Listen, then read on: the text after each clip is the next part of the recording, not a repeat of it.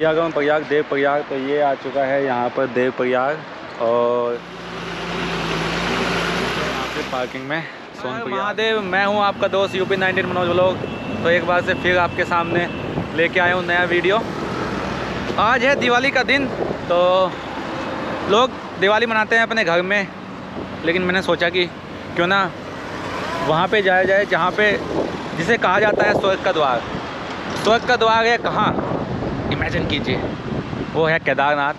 तो मैं खड़ा हूँ अभी तपोवन में, आप मेरे पीछे देख सकते हैं, वो है लक्ष्मण झूला।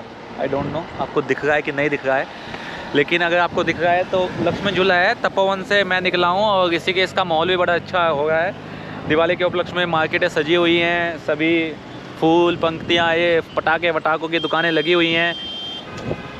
इससे निकल के मैं अभी आपको बाइक राइड पे, और ये है हमारी राम कटोरी, और ये हमने अपना बैग पैक कर लिया है।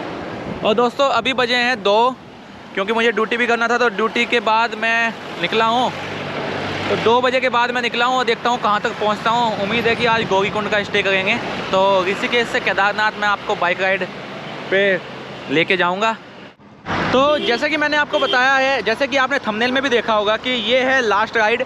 तो ये लास्ट राइड है केदारनाथ की। मुझे लगता है कि इसके बाद कोई राइड नहीं होगी केदारनाथ की, क्योंकि परसों जो केदार बाबा है वो नीचे आने वाले हैं, वहाँ के द्वार बंद होने वाले हैं, क्लोजिंग सेरेमनी होने वाली है। तो उसके बाद तो मुझे नहीं लगता कि कोई जाएगा। तो ये लास्ट राइड है, और लास्ट राइड में मैं आपको दिखाऊंगा ऋषिकेश टू गौरीकुंड पहले, और फिर गौरीकुंड से केदारनाथ ट्रैक करके दिखाएंगे, और देन फिर बाबा जी को नीचे लेके आएंगे, क्लोजिंग सेरेमनी आपको पूरा कुछ दिखाएंगे। तो इस सीरीज़ में आप बने रहें और ऐसे ही प्यार देते रहे। आपके 6000 सब्सक्राइबर हो चुके हैं, उसके लिए मैं आपसे तहे दिल से धन्यवाद करता हूँ। बहुत बहुत आपका आभार कि आपने मुझे 6 महीने में वहाँ तक पहुँचा दिया जहाँ तक मैं सोचा भी नहीं था। मैंने सोचा था 1-2 हज़ार तक, लेकिन आपने मुझे 6000 तक पहुँचाया। उसके लिए मैं आपका धन्यवाद करता हूँ तहे दिल से, और आशा करता हूँ कि आपको मेरे व्लॉग पसंद आ गए होंगे। तो अभी हमने कर लिया है 82 पार कर लिया है, और 82 की एक स्पेशलिटी है कि अगर आप राफ्टिंग करना चाहते हैं तो राफ्टिंग आप 2 तरीके से कर सकते हैं यहाँ पे। एक तो आपको शिवपुरी से करते हैं, और दूसरा 82 से। 82 से 25 किलोमीटर के आसपास राफ्टिंग बैठती है, जिसमें 13 से 14 रैपिड आते हैं। और इसलिए तो आप चाहें तो आप 82 से भी अपना राफ्टिंग कर सकते हैं।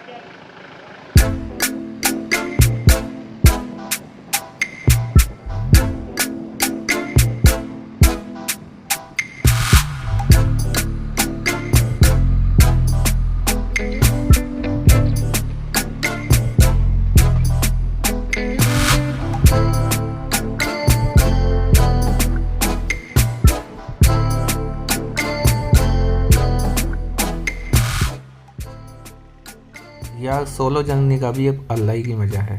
और देखो सामने देखो कितना अच्छा व्यू आ रहा है। और अब की बार मैंने ना अपने हेलमेट पे GoPro भी लगाया हुआ है। ये आप साइड में देख रहे हो लैंडस्लाइडिंग, बहुत ज़्यादा लैंडस्लाइडिंग हुई थी अब की बार जब बरसात का टाइम था, और गवर्नमेंट ने अब तक ये साफ़ नहीं किया है। चारों तरफ देखो आप, पत्थर के चट्टानों के ढेर लगे हुए हैं, लेकिन व्यू देखो सामने, नीला आसमान और ये गहरे सुनहरे पहाड़, देखने से ही ना आदमी मंत्रमुग्ध हो जाता है।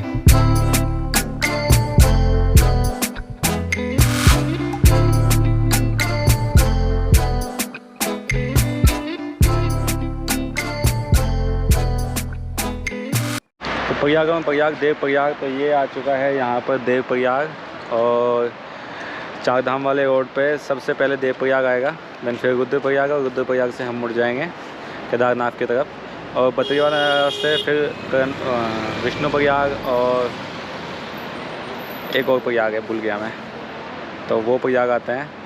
तो अगर आप बद्रीनाथ वाले रास्ते पे जाते तो आपको 5 के 5 प्रयाग मिलेंगे, लेकिन आप केदारनाथ वाले रास्ते पे जाते तो आपको 2 प्रयाग मिलेंगे। तो यहीं पे होता है गंगा का उद्गम।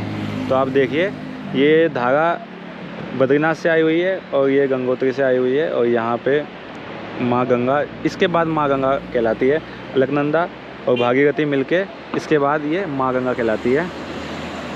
तो अभी मैं आपको नेक्स्ट स्टॉप देखते हैं, खाना खाते हैं, या तो श्रीनगर खाते हैं या रुद्रप्रयाग।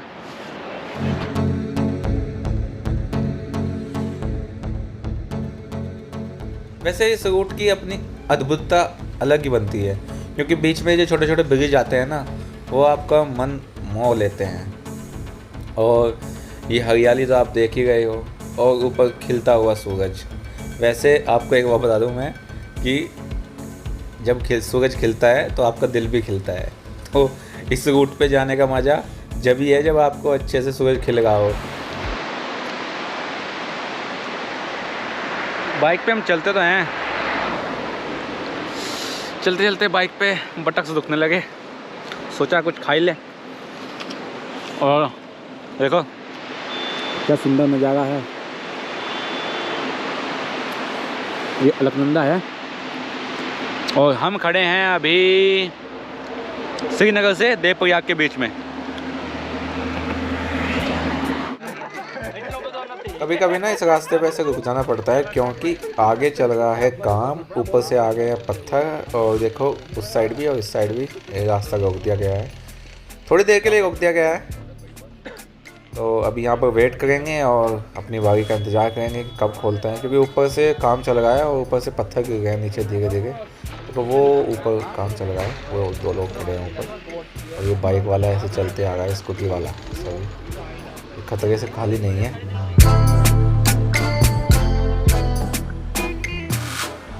इस बद्रीनाथ केदारनाथ वाले रूट पे कई बार आ चुका हूँ, लेकिन ऐसा कभी सौभाग्य नहीं मिला कि इस मंदिर के अंदर जा सकूँ। और आज भी हमें लेट हो रहा है क्योंकि हमें अपनी मंजिल पे पहुंचना है 7-8 बजे तक, उसके बाद मैं बाइक नहीं चलाऊंगा। तो आज भी हम नहीं जाएंगे इस मंदिर में। लेकिन ये वो मंदिर है जो माना जाता है कि 2013 की आपदा का कारण था, धारा देवी का मंदिर, और बहुत ही मान्यता है यहाँ पर उनकी। और दूर दूर से लोग जब भी इस रूट पे आते हैं तो इस मंदिर के दर्शन करके अवश्य जाते हैं, क्योंकि माना जाता है कि अगर आप 4 धाम की यात्रा कर रहे हो तो आपको धारी देवी के दर्शन भी करने चाहिए, नहीं तो आपकी यात्रा अधूरी रहती है। लो भाई, ये आ गया दूसरे वाला रास्ता।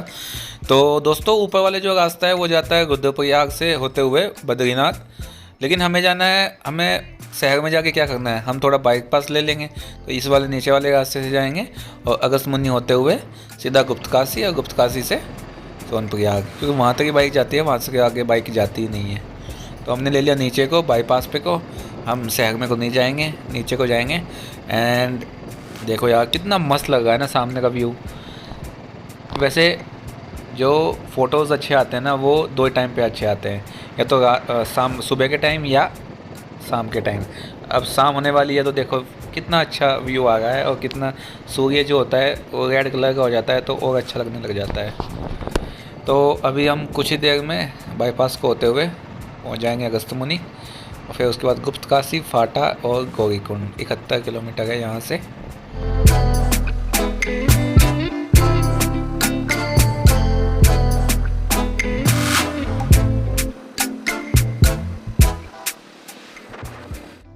रुद्रप्रयाग तक हम आते हैं अलकनंदा के साथ, और अब आप देखो पानी भी साफ़ हो गया, साइड में नदी है। व्यू तो नहीं आ रहा, कैमरा घुमाओ, देखो थोड़ा थोड़ा पानी चमक रहा होगा आपको साइड में। तो अब स्टार्ट हो जाता है हमारी मंदाकिनी नदी, जो सीधा केदारनाथ से ही आई गई है। मंदिर के पीछे जो ग्लेशियर है वहाँ से सीधा ये मंदाकिनी नदी आती है। और एक चीज़ और कि अगस्त्यमुनि के बाद रोड भी बहुत ही छोटा हो चुका है। तो अभी गुप्तकाशी यहाँ से 6 किलोमीटर दूर है, तो 6 किलोमीटर देखो आप, रोड देखिए कितना छोटा हो चुका है यहाँ पे। और इसमें छोटी छोटी पट्टियाँ जो हैं वो भी लगी हुई है, दैट मीन्स यहाँ पे गड्ढे हैं। तो रोड इसलिए थोड़ा स्पीड भी कम हो जाती है, और ज़्यादा टाइम ना हमें अगस्त्यमुनि के बाद ही लगता है।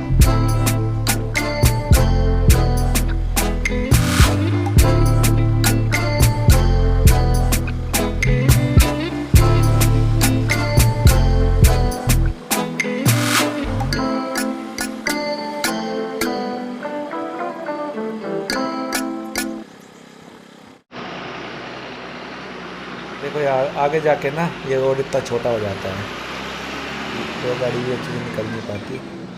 तो मोड़ पे हॉर्न दे के चलें, क्योंकि आगे वाले को पता चल जाए कि आप आ गए हो, वो रोक ले पहले ही। लो जी, फाइनली वी एंटर गुप्तकाशी। अभी दिन थोड़ा सा बचा हुआ है तो सोच रहा हूँ कि निकल ही जाऊँ, तो यहाँ से 33 किलोमीटर दिखा रहा है ये। तो सोनप्रयाग जाते हैं, वहीं रुकते हैं। यार इस मार्केट में ना हमेशा ही जाम लगा होता है। अब देखो यहाँ भी जाम लगा हुआ है। ये गाड़ी निकलेगी तो हम निकलेंगे। चल भाई चल लड़के। और चलते चलते मुझे अपनी मंजिल पे पहुंचने तक रात हो ही गई। तो अब मैं पहुंच गया हूँ सोनप्रयाग पार्किंग। पार्किंग करनी है सर।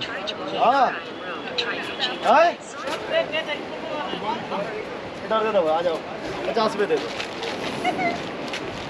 यूट्यूब ये क्या हो रहा है इसमें? चल रहा यूट्यूब पे चल रहे सारे। हाँ जी।